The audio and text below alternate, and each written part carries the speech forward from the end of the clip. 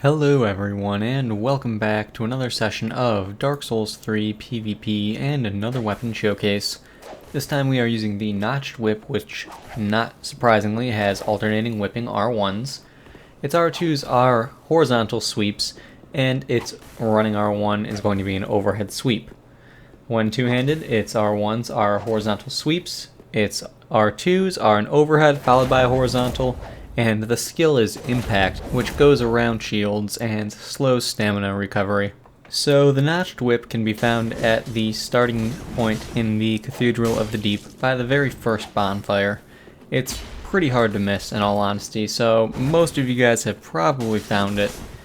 However, most of you probably have not used it, and that said, there's a few good reasons for that. Whips in this game are not necessarily the best thing ever. They do have some very good uses, but there are a couple of really bad things about them. This one is no exception to that rule, but we'll get more into the details of everything later on. Let's get started with the basics. This weapon requires 6 strength and 19 dexterity in order to wield properly. When it is fully upgraded to +10 and uninfused, it has a physical base damage of 190, no strength scaling, and a C scaling in dexterity. It also deals 33 bleed per hit.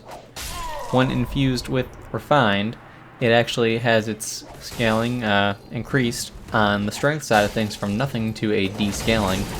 It has its physical base damage dropped down to 171 first off, and then it gets the D scaling in strength and a D scaling in dexterity. Bleed damage per hit stays the same. Now, with this weapon, like all whip class weapons, the big deal with it is actually going to be the skill. Now, the reason for that, with the Witch's Locks, for example, the skill was a big deal because it added an additional 100 fire damage.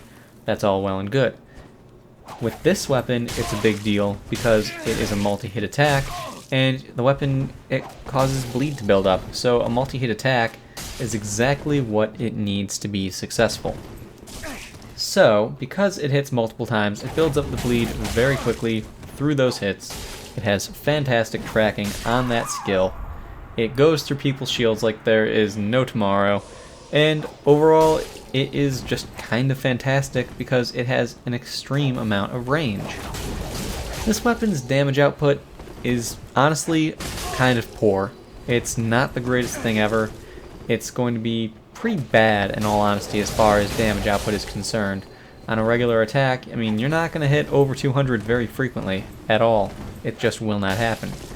The main source of damage on this weapon comes from the bleed, and on top of that, the ability to stay at range and hit your opponents from a distance. That's the big thing with whip class weapons in this game. Their damage output is not spectacular. The Witch's Locks are an exception to that rule. Their damage output is pretty good.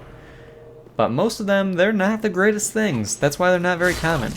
And it's very understandable why a lot of people do not use them, because people like big damage values to be, popping up on screen all the time. I can understand that. I can get behind that thought. However, that usually requires a heavier weapon. And if that is something that you're using, and your attack takes a little bit of time to start up, and my attack takes a fraction of that time when I'm using a whip, and I can hit you from twice the distance away, well, I'm going to do that. It's just what whips are good at. It's what they excel at and what you should focus on. So, needless to say, the pros, of course, you've got your range, you've got your speed, and you've got the ability to build up bleed on the person, and you have a multi-hit attack that has a lot of range. The cons: damage output without the bleed is pretty poor. The ability to actually stun someone is okay-ish, I guess, but you will not win in a trade, ever, so don't do that, ever. Just listen to me on that one, trust me on that one. It's not worth the attempt. I made an attempt to show it on this guy. It's never worthwhile to do. It's nice that he put on a great shield so I can demonstrate how good this weapon is at breaking guards because of impact and how it drains the person's stamina. I don't think I've ever guard broken someone more than once per fight when they were using a great shield. It just doesn't happen. Ever. So it's pretty cool to actually see that whips are actually, you know, kind of fantastic at doing it. However, it doesn't really help terribly much now that great shields aren't as common, and it doesn't help terribly much now that a lot of people are using faster weapons. You still can't outrange the fast weapons, that is still something that's really easy to do. However, you're not going to have the damage, and you're going to have to put a lot more work into winning the fight. That said, it is really satisfying when you do get that win, so it's worth it in the end, in my opinion. But other than that, guys, that basically sums up the weapon. There's really not a whole lot to it. It's got a good moveset, it's got some good build up on the bleed, it's got a good multi-hit attack to help out with that, fantastic range, and decent speed.